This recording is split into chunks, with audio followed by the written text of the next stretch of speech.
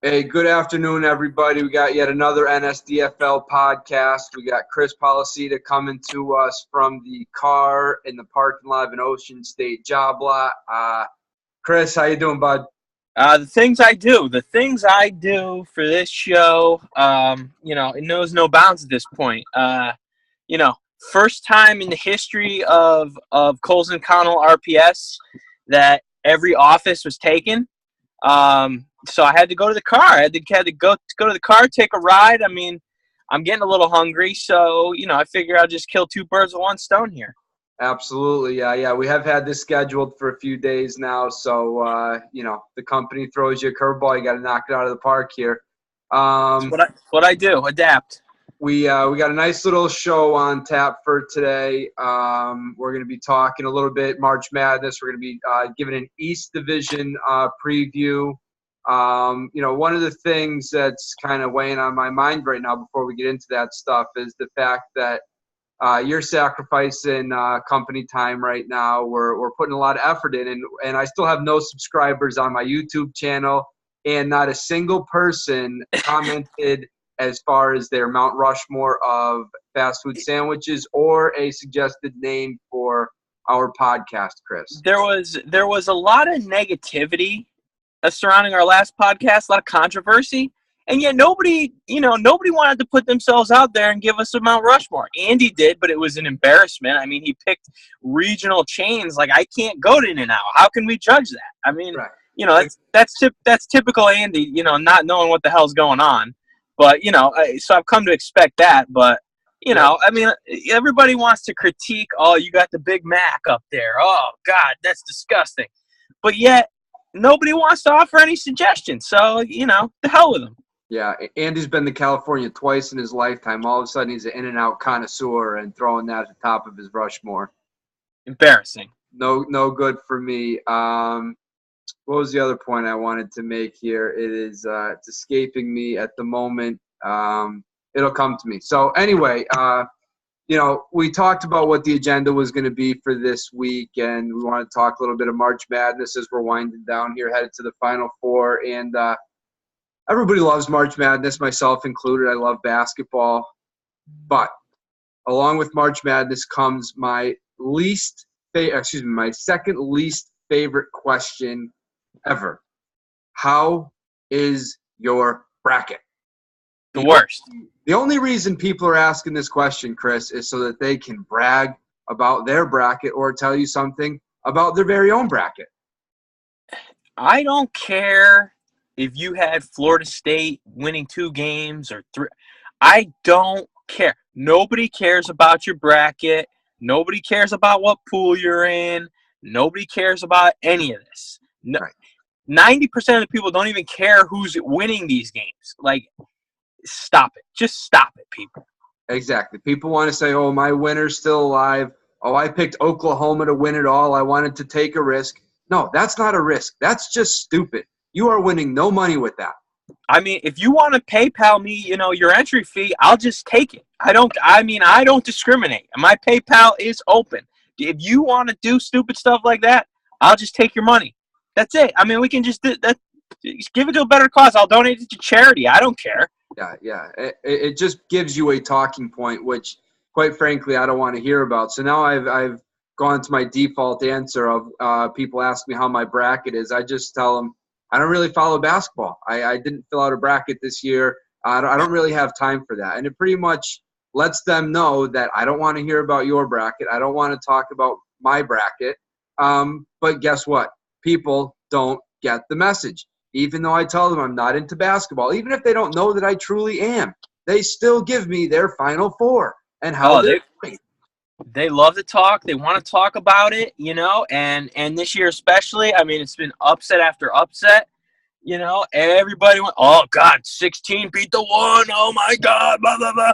I mean, I heard about that for 3 weeks. The people are still talking about it. I know. It's over. It's done with. It was bound to happen. I'm just so sick of it. I can't wait till this March Madness is over so we can just kind of put it to bed. Which kind of brings me to I mentioned this being my second least favorite question. My least favorite question, which I'm sure you can commiserate with, is How's your fantasy football team? That's the absolute worst in the world. Listen, I love college basketball. I love fantasy football. Two of my greatest passions, two of my greatest things to fill my spare time with. But I don't want to talk about it because, again, the only reason you're asking me is so that you can tell me about your team. Guess what? I know you're in multiple leagues. I guarantee 90% of them suck, but you probably did find a nut with one team, and you're doing pretty well. So you're going to tell me about that team, how you got Brady, how you got Evans, how you got Le'Veon Bell. I don't care. I don't care. We all have teams. Some do well. Some don't do well.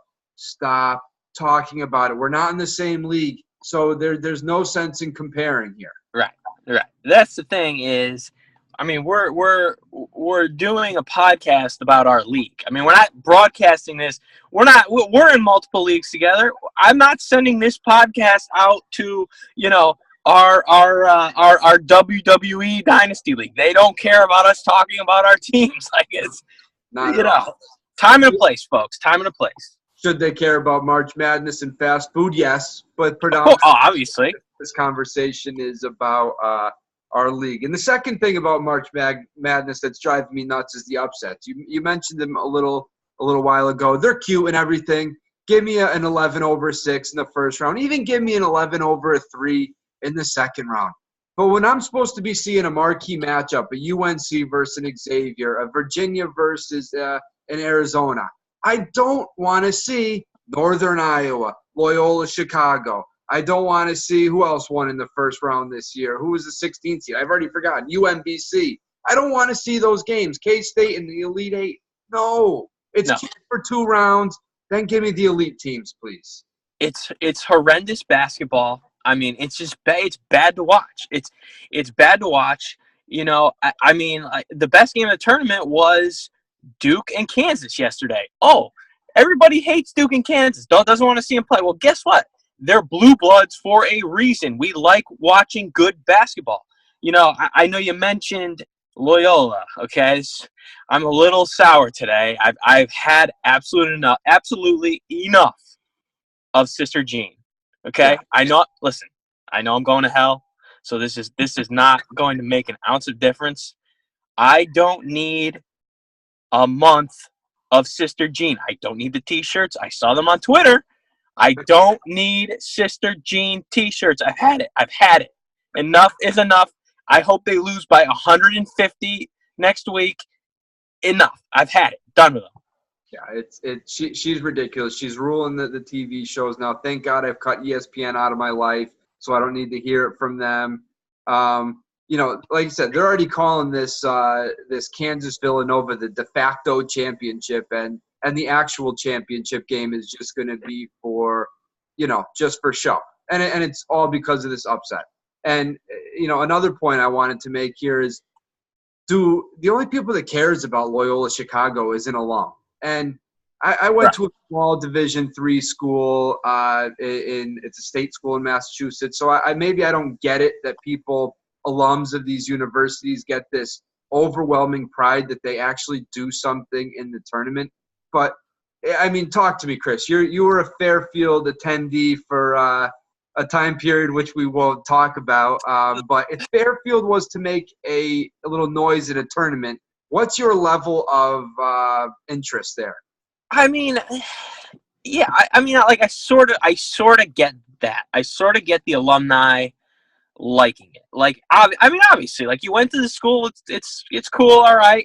But why? I don't understand why everybody else loves it. If you're an alum, to me, that's your only excuse. That's right. The only excuse you have to being excited for Loyola Chicago to be in the Final Four. That's it. Like anybody else, unless you live a block away from Loyola Chicago, you should not be rooting for them. I mean, like, why? Who cares? Get this garbage team out of here. Like, I don't even know. They're not good. They just got gifted with this, like, incredible, like, matchup-driven schedule where they were, like, the perfect matchup against whoever they played. Like, it's ridiculous. Right. Enough is enough. 10 years down the road, you're going to be really bragging about your small town school going to the Elite Eight or to the Final Four. As far as I'm concerned, if you're not hanging a championship banner, you can't brag about this. You can't speak on it ever again unless you put it together like Gonzaga did. You can't really talk about this. Well, look at we have the perfect example of this. George Mason. They made that one run, disappeared from the face of the earth. Guess what? Nobody cares that you made it, 10 years ago to the Final Four, George Mason. Nobody cares. Right. Even an exciting team like that, was it North Florida, the Ospreys a few years ago when they beat Georgetown? And they had Dunk City, right? That's it. That's the first time you've heard of them, in the past 4 or 5 years. So, again, upsets are great for a little bit. But you know what? I want to see DeAndre Ayton right now. I don't want to see this little white fella named Mustard or Custard, whatever his name is, that's hitting these ridiculous shots. I don't care about the ball movement. I'm done. I don't want to talk. Yeah, we've got to move on. I think it's as far as I'm concerned. I'm getting excited for the NFL draft. It's really, free agency was like the craziest free agency I think in a long, long time. So I'm looking forward to that. I'm desperately trying to get past this NCAA tournament. So let's just move on ourselves here and get to it here. So good plan. We got the East Division today. It's actually, I was looking over and it's actually kind of nice. We actually get to talk about some good teams today. So we start right up at the top, and we've got Bogue. Here's his projected lineup: Breeze, Zeke, Julio, Kelsey, Golden Tate, Tyreek Hill, Bobby Woods, and James White. That's, there's a reason why he's going to be projected as one of the top 3 to 5 teams in the league. He's loaded. There's no other way to slice it. He goes, his top 4 is incredible. Tate, Tyreek Hill, and Robert Woods are really, really good. And I got to think he'll figure out a way to plug in that last flex spot so he doesn't have to start James White. But, Bogue is the class of this division, and he's arguably the class of the entire league. Yeah, I don't think you can really argue that at all. Did he win it the first year? Is he a 3-time division winner here? I don't know. I don't have that off the top of my head. It was either him. I think so. I know accidents may have won the first year. Tom actually made some noise. Winter is here in the first. I know he was selling out that first year to try to get money. I don't remember if maybe he won. But like you said, Bogue has been the class of this division for a couple of years now. And, I think about the foundation here: Breeze, Zeke, Julio, and Kelsey. Thank God he's never in the toilet bowl discussion, because that 4 right there would win the toilet bowl pick every single year. If this was a 4-person roster, it's outstanding. And the supporting cast is there. I'm a little bit worried with depth here with Bogue, and I'm also a little bit worried with the fact that he's got no picks this year. I think people who he might want to trade with going forward are going to look at his maybe his 2019 pick as probably being a late one, so he's not going to get much in terms of value. So we might be talking 1 or 2 injuries away here from really not being good. Yeah, it's certainly possible, and age is a factor too. And just to go back, he definitely didn't win first year because he took Zeke 101. So he definitely did not win the first year. But since then, he's been unstoppable basically. And to your point though, Robert Woods, he's going to be facing number 1 corners now with Sammy Watkins gone, and then you've got Tyreek Hill, who's going to definitely lose targets to Watkins, and you could say the same thing about Kelsey too. Really, there's going to be a lot of mouths to feed in that offense, and how does it change? That's the thing, quarterback there too. How's Mahomes gonna handle? Right. Everybody knocks Alex Smith, but he had a really good year last year. You can't expect Mahomes to come in and just duplicate that production. I don't know if it's going to be a real down year though. Just looking at the roster, it's still really good, but there's certainly some chinks in the armor. And kind of we mentioned pre-show here how this is a pretty deep division. We're going to get into the other teams here just in a little bit, but no team in this division really can afford a slip-up week or even a string of weeks, or you could really find yourself buried in the standings in this division. Yeah, it's kind of like we talked about. My division last year was everybody thought it'd be like a murderer's row, and it didn't quite pan out that way, but it certainly looks this way on paper. You've got some strong teams. So you know, speaking of that, we'll go over to Dirty Mike, who finished second last year, and his roster, it went through a little bit of an overhaul this season. He made some big moves, but it still looks pretty solid, all things considered. His projected starting lineup is Phillip Rivers, LeGarrette Blount, Michael Thomas, Zach Ertz, Nick Hopkins, Manny Sanders, Devontae Parker, Jermaine Kearse. And which, there's some holes there certainly, but he's got picks 10, 11, 12, and 15 this year. So he's got, he's going to have plenty of reinforcements coming. This is a deep draft. I think he'll be able to find plenty of talent there in that, mid-late first round to bolster his squad. Just looking at it, he's had a hole at running back basically since the startup draft. And I got to think he fills that this year in this draft, but it's his MO is to build around wide receivers, and he's going to go to the plate with that. Yeah, I'm done with Dirty Mike here. I feel like the first 2-3 years I predicted this guy to, if not make the playoffs, make a deep run, maybe finish at the top of the division. So I'm done. I mean, great guy. Enjoy trading with him, but in terms of his team, it's just not doing it for me anymore. And I think he gives up A.J. Green, got a slew of picks for it, which was good and all. But just looking at this team with Blount no longer on the Patriots, obviously I know he's been gone for a little while, but he loses his relevancy. I think Ertz actually takes a step back this year. Manny Sanders being the number 2 in a horrible offense, not great. Jermaine Kearse, I think, is a guy here we might see a real uptick from, and he had kind of a shockingly pretty good season last year. Devontae Parker, looking better.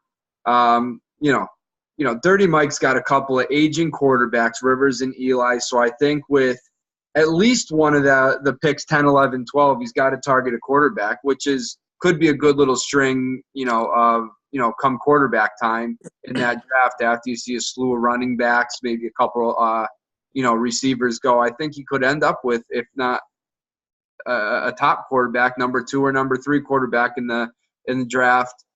But again, I believed in this team. I still think the roster is pretty good, but I'm ready for another underachieving season from Dirty Mike. Yeah, I mean, listen, there's no way to slice it. He's got a hit on 2 of his 4 picks at a skill position to make up for AJ Green going. I mean, I didn't quite understand it at the time, but it looks like he's just trying to inject some youth and tried to get as much as he could from AJ Green before his value potentially plummets. But that's just a big piece to try and have to replace. And I just don't anticipate Manny Sanders or Devontae Parker doing it. I could definitely see some regression here. I mean, I think there's a legitimate chance Dirty Mike finishes 3rd in this division. I'm not ready to put Tom, even with, we'll get to his roster, but I'm not ready to put anybody behind Tom just yet. But, yeah, I mean, this team, it's got, obviously, you've got Ertz, Michael Thomas, and Hopkins. I mean, those are your 3 upper-tier players that are going to carry you. But, if there's not enough pieces around them, you're stuck with a middling team, which has kind of been what's plagued, Mike since the onset. So, what can he do to change that? Can he move up with those picks and maybe get a higher impact player? Who knows? Maybe he trades back even and gets some picks in the future to really start to build his core. But, I see this team as kind of stuck in the middle. Yeah, and as Dynasty has shown, you don't want to be stuck in the middle here. I think maybe a move he might want to make, like you said, is maybe give 12 and 15 to move up to, I don't know, 7. Does it get him to 7? Yeah, maybe even 8. And now all of a sudden you're looking at a much better running back. And then you go quarterback and then running back. We'll go to some predictions later in the show, but he's got 4 picks, and it gives him some flexibility here. He's relatively young, except for in the the cute quarterback situation. But like I just said, he's in a pretty good spot in terms of the draft to be able to, inject some youth into this team. Yeah, there's definitely flexibility there, and like you said, we'll get to it later on about what we think he should do. But let's move on now to the third place team last year, Accidents. Just a horrendously injury-plagued season for him last year. Really never got off the ground. Just tons of injuries, tons of disappointing players. But on paper, again, you got another team that looks two pieces away from being really just solid top to bottom. So projected starting lineup, you got Jameis Winston, Todd Gurley, Dez Bryant, Greg Olsen, Jay Ajayi, Julian Edelman, Mike Wallace, and Ted Ginn. Now, and he's got picks 14 and 17 to work with as well. So, again, I mean, this is the same story as Dirty Mike. You've got some elite pieces, and you've got back end with that looks just absolutely atrocious.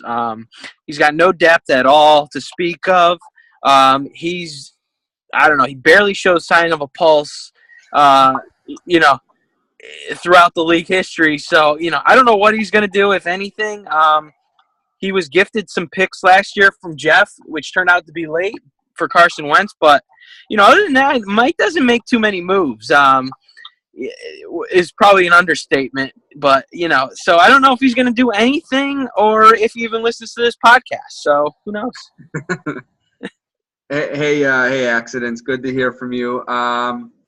We got Ted Ginn, Mike Wallace. I mean that you're not really going to compete when you have those two as your back end guys, unless you have like elite players. And he does have the elite running back in Todd Gurley, largely considered the top pick in any startup dynasty draft this year. Ajayi, I expect to go forward here. I think he's going to have a much better year than he had last year now that he's out of Miami, a little bit of time in Philly. I think he's going to be, a real bell cow guy out in Philly now. But Olsen, here's the guy who might have brought this team down the most the past couple of years. I mean, injury plague, just not producing. Now there's talk of him retiring and going into the booth this year.